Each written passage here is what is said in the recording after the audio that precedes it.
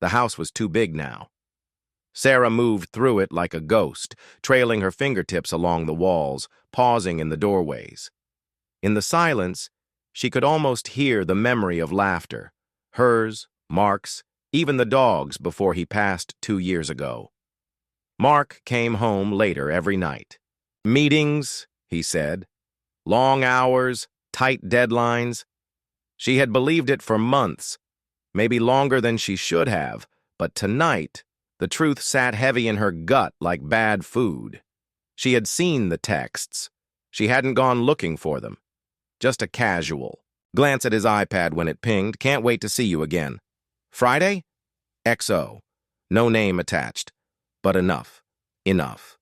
The garage door rumbled open. Sarah stood in the kitchen, arms crossed as Mark walked in, carrying the smell of beer and cologne. That wasn't the one she gave him for Christmas. He froze when he saw her, the kind of freeze that gave everything away. "You're up late," he said, too casually. She tilted her head. "Am I?" For a moment, they simply stared at each other. In the background, the refrigerator hummed. The air between them stretched taut, ready to snap. Finally, she said, "Who's Claire?" Mark blinked. That split-second widening of the eyes, the subtle stiffening of his shoulders. She saw it all. She always had, but had chosen to ignore it until now. He exhaled through his nose, set down his briefcase. "It's complicated," Sarah laughed, a short, bitter sound that startled even her. "Is it? Seems pretty simple to me." He moved toward her, but she stepped back. "Don't," she said, voice shaking. "Sarah, listen to me. It was a mistake. It's over." She wanted to believe him. God, she wanted to. But the knowledge sat there between them, that he had crossed a line he could never uncross. "How long?" she asked. Mark hesitated. "Too long." 6 months, he admitted. 6 months.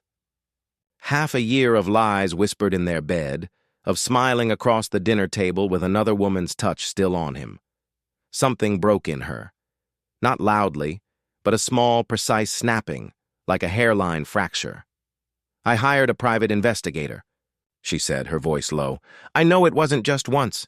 I know you spent weekends with her, while I was here, waiting for you." Mark's mouth opened, closed. The mask of decency, of control, cracked. His face twisted. Shame, guilt, anger. "Are you going to leave me?" he whispered. Sarah stared at him. The man she had built a life with. Mortgage payments, hospital visits, Christmas mornings. The man who had quietly and methodically dismantled their life with selfish hands. "I don't know yet," she said truthfully. The next few weeks were a slow, grinding war. Mark tried dinners, flowers, grand apologies. Sarah watched it all like someone, standing outside in the snow, looking in at a warm house she used to live in. She started therapy. Mark refused to go. Meanwhile, the investigator she'd hired, a brisk woman named Monica who wore tailored suits and asked uncomfortable questions, continued to send reports. Claire wasn't the first. There had been 2 others. Over the years, it hadn't been just a moment of weakness. It had been a pattern. One night, Sarah sat across from him at the dinner table. He was telling a story about work, something mundane, safe. And she realized she was plotting. Not murder, not exactly, but something cold, something calculated. Their joint savings, the equity in the house, his carefully built reputation at work. All vulnerable, all exposed.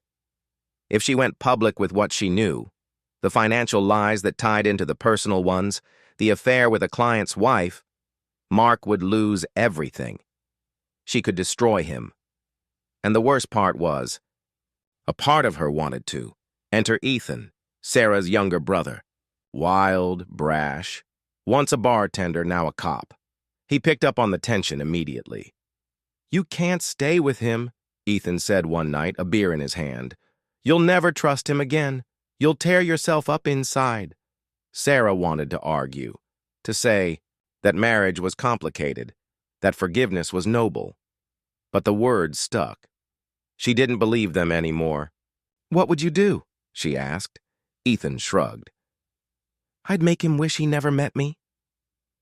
"But that's not me," Sarah whispered. Ethan squeezed her hand. "Maybe it should be." Final confrontation. On a gray Saturday morning, Sarah told Mark she knew about the financial fraud. She laid it all out. The falsified contracts, the stolen client files, things he thought he had hidden. Mark's face went bloodless. "You wouldn't," he said. She almost smiled. "Wouldn't I?" He dropped to his knees, a broken man, pleading, promises spun in the stale kitchen air like smoke. "I'll go to therapy," he gasped. "I'll quit the firm. I'll do anything." Sarah looked down at him and realized she didn't hate him. Not enough to ruin him. Not enough to stay. Ending. 3 months later, Sarah moved into a small apartment downtown. Sparse but clean. Hers. She signed the divorce papers with a steady hand.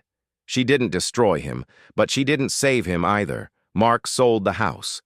Quietly resigned from his job before anyone could investigate too deeply. Married Claire within the year. Sarah saw him once by accident at a coffee shop. Their eyes met across the room. Recognition, regret, acceptance. Then they both turned away. Outside, the first snow was falling. Sarah pulled her coat tighter around her and kept walking, her breath ghosting in the air behind her. She didn't know what came next. But for the first time in years, the future was hers alone. Themes explored: trust versus self-preservation, moral ambiguity of revenge versus forgiveness, the emotional cost of communication failure, realistic grief over not just the betrayal but the loss of imagined futures. Lonelier, yes, but also cleaner somehow. There were no whispered arguments, no brittle silences over burnt toast. Just the steady rhythm of her own heartbeat and the small victories, assembling flat-pack furniture, cooking for one, paying bills without consulting anyone. At night, sometimes, the doubt crept in. She would lie awake in her too-quiet apartment staring at the ceiling, wondering if she had made a mistake. If maybe, just maybe, love was supposed to survive worse things. Her therapist, a woman named Dana, who wore thick sweaters and never flinched at anger, told her it was normal. "You're grieving," Dana said. "Not just the marriage, the life you thought you had." Sarah nodded, but it didn't make the ache go away. One evening, months later, Sarah sat at a corner table in a bar, reading a book. She wasn't looking for anyone, which was probably why someone found her. His name was Daniel. Divorced. 2 kids. A smile that was a little crooked, like he'd been knocked sideways by life, but decided to grin anyway. They talked. And talked. Daniel didn't pretend not to have baggage. He laid it out clumsily but honestly. A marriage gone sour from too many fights about nothing. 2 boys who sometimes hated him and sometimes clung to him. Sarah surprised herself by laughing. Really laughing. Meanwhile, from across the city, another story unfolded. Mark was not thriving. Claire, it turned out, liked the idea of Mark better than the reality. She wasn't there to pick up the pieces of his guilt. She wanted dinners out, vacations, attention. Not the heavy weight of a man halfway hollowed by shame. 6 months into their marriage, Claire filed for separation. And Mark? He drank more, worked less, avoided the mirror. One night he picked up his phone and hovered over Sarah's number, just to hear her voice, just to tell her he was sorry again. But he didn't press call. Somewhere deep down he knew he didn't deserve another word from her. Bittersweet closing scene. A year to the day after Sarah left the house, she stood in the rain outside a gallery opening. Daniel stood beside her, umbrella in one hand, the other hand, tentative, uncertain, brushing against hers. She smiled up at him. A small, careful smile. She wasn't in love. Not yet. Maybe not ever in the same blind, reckless way she had been before. But she was open. And maybe that was enough. Inside the gallery, someone was playing a cello, a low, mournful song that twisted in her chest, sad and beautiful at once. Sarah took Daniel's hand properly this time, lacing her fingers through his. For the first time in a long time, she let herself hope. Final line. The world had turned over a few times since Sarah walked away from Mark. She sat now in a sunlit coffee shop on a busy Chicago street, a legal pad open in front of her. She tapped her pen absently against the paper. Outside, people hurried past. Parents with strollers, teenagers laughing too loudly, a man walking a golden retriever. Sarah had built a different kind of life, not grand or flashy, but honest. She ran a small consulting firm now, helping nonprofits organize their resources, tell better stories, raise real money. She worked hard, went home tired, but in a good way. Daniel was still in her life. Not a fairy tale, but something sturdier. They lived together now, in a cramped but charming walk-up. Some nights were hard. Blending old hurts and new hopes wasn't easy. But they talked. Always, they talked. And that, more than anything, made the difference. Meanwhile, elsewhere, Mark lived in a different suburb now, a smaller house, no wife. He still worked in real estate, not at the same prestigious firm, but a smaller agency, the kind with cheap coffee in the break room and faded motivational posters on the walls. He was sober now, mostly. Therapy, community service. Court-mandated at first. But he kept going even after he didn't have to. Sometimes, on nights when the loneliness crept in, he thought about Sarah. Not the woman he betrayed, but the woman he could never quite deserve. The one who looked at him once like he was enough, and the one he destroyed because he couldn't look at himself. He never remarried, never tried.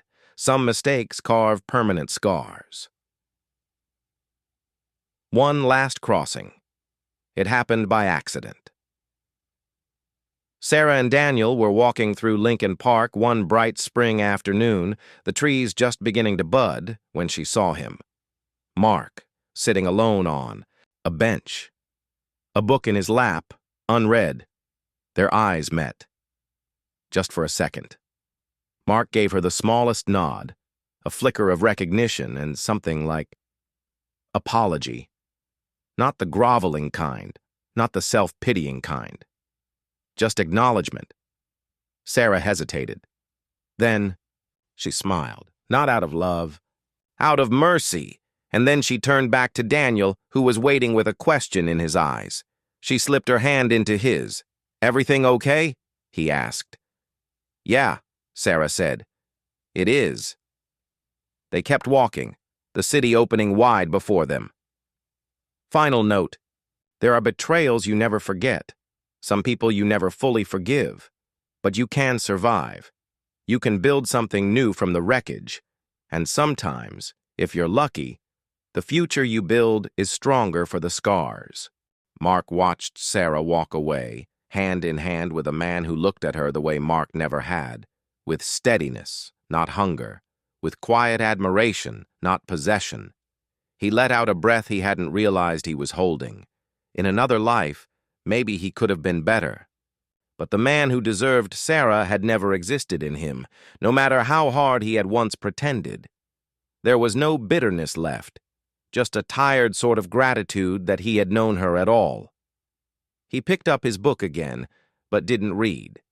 Instead, he sat in the afternoon sun, letting the simple mercy of her smile carry him through the quiet hours ahead. Sarah, as they strolled deeper into the park, Sarah felt the old ache rise. Not for Mark himself, but for the version of herself who had once believed love could fix anything. She wasn't that woman anymore, and that was okay. The future no longer frightened her the way it once had. It was uncertain, yes, full of risks and sharp edges, but it was hers, entirely hers.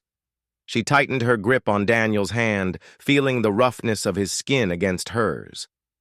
The small, imperfect proofs of real life, hard-won and honest.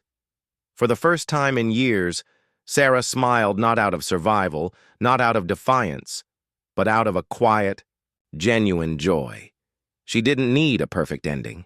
She had something better. A beginning. Closing line. And so they walked forward, into the shifting light, carrying their scars like medals, like maps, not to the past, but to whatever might come. Next. Summary of emotional arc. Sarah finds a messy, authentic strength. Mark learns humility, but not redemption. Forgiveness isn't a clean slate. It's a quiet choice to move on anyway. Communication and honesty become the bedrock of Sarah's new life. The betrayal leaves scars, but it doesn't define her. The apartment felt too small when they fought. Sarah stood at the kitchen counter, arms crossed tight over her chest, watching Daniel pace. The argument had started over something stupid, a missed dinner reservation, but it had turned sharper, faster, touching the raw nerves neither of them liked to talk about. "You could have just called," she said, trying, and failing, to keep her voice steady. "Instead, I sat there for an hour like an idiot." Daniel ran a hand through his hair, frustrated. "My phone died. I'm sorry." "God, Sarah, it was one dinner." But it wasn't about dinner. They both knew that. Sarah clenched her jaw. Old fears rattled their chains deep inside her. The sick certainty that this was how it started. Missed calls, missed appointments, casual neglect bleeding into betrayal. "You don't get it," she said quietly. "I can't just assume things are fine." Daniel stopped pacing, looked at her, really looked at her, and to his credit, he didn't get defensive. He didn't scoff or tell her she was overreacting. He crossed the room and stood a few feet away, careful not to crowd her. "You're right," he said, his voice roughened. "I don't get it. Not fully, but I want to." The anger drained out of her in a slow, exhausted tide. She rubbed the heel of her hand against her forehead, blinking hard. "I'm terrified all the time," she admitted. "That if I stop watching, if I stop keeping score, it'll happen again. Not you, maybe, just life." Daniel nodded once. Okay. He didn't promise it would never happen. He didn't offer her empty guarantees. He just stood there, willing to weather it with her. And for Sarah, that was enough. More than enough. Slowly, she reached for him, and he caught her hand in his, warm and solid. They stood there, together in the mess. No clear winner, no neat solution, just the hard, daily work of trying again. Closing. Thought for this scene. Trust wasn't a single leap, a single conversation. It was hundreds of tiny choices, made again and again, even on the ugliest days. Emotionally, what this scene shows. Healing isn't linear. Sarah still struggles with the fear Mark planted in her, and probably always will.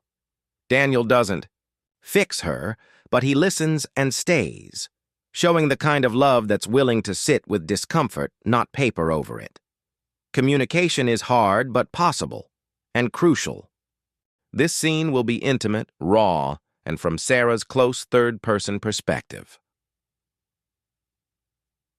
The Quiet Hours, flashback, scene 2 years ago. It was raining that night, not the hard, cinematic kind of rain, just a dull, persistent drizzle that blurred the windows and made the whole house feel heavier somehow.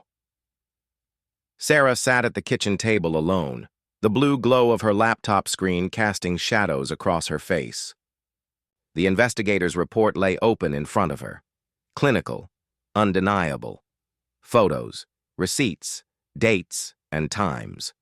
Claire wasn't a mistake. Claire was a routine. Sarah's thumb rubbed the edge of her coffee mug in slow, mindless circles. She heard Mark's car pull into the driveway. Heard the garage door yawning open, the clatter of keys at the door. He whistled as he came inside. An off-key little tune, careless, happy. He kissed the top of her head as he passed her without looking. "Long day?" he asked, already opening the fridge. Sarah didn't answer. She stared at the back of him, the familiarity of his posture, the way he scratched his jaw, the small sigh he made when he didn't see leftovers. A man she knew down to the marrow, and yet a stranger. It wasn't rage that filled her then. It wasn't even heartbreak. It was something colder, deeper, a quiet understanding. He doesn't think he's hurting me. He doesn't even think about me at all. Sarah closed the laptop, smoothed her palms over the table once, twice, anchoring herself to something solid. In that moment, it wasn't about Claire, or even the lies. It was about the unbearable loneliness of sitting across from someone who once loved you and realizing they simply didn't see you anymore. That was the real betrayal, not the sex, the erasure.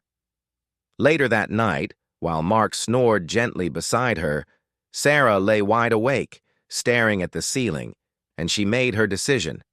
Quietly, finally, she would leave. Not because she hated him, but because she loved herself just enough.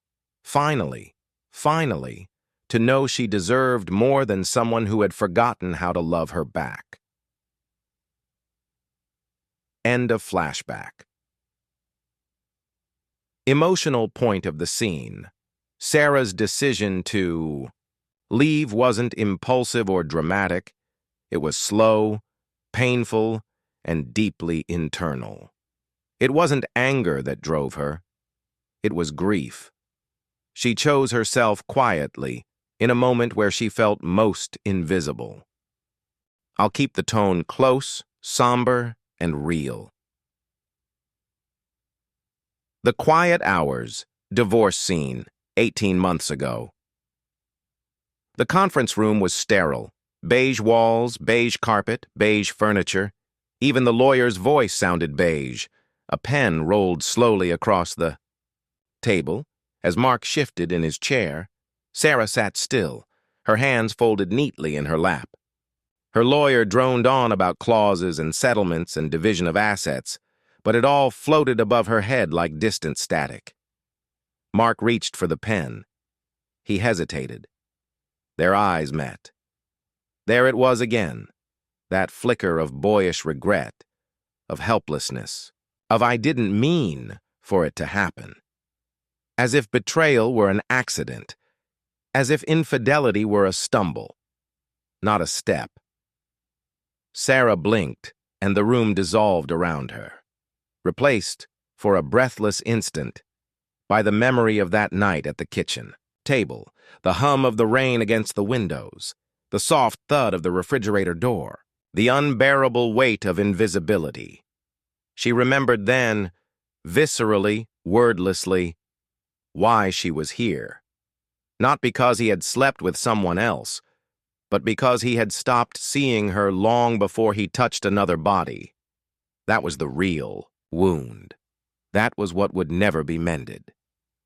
When the memory faded, Sarah found herself staring at the divorce papers again. Her hand didn't shake as she picked up the pen. She signed her name with calm, deliberate strokes, not out of anger, not even out of sadness anymore, but out of a fierce, quiet allegiance to herself. Mark signed after her, his movement slower, heavier. There were no dramatic goodbyes, no final speeches.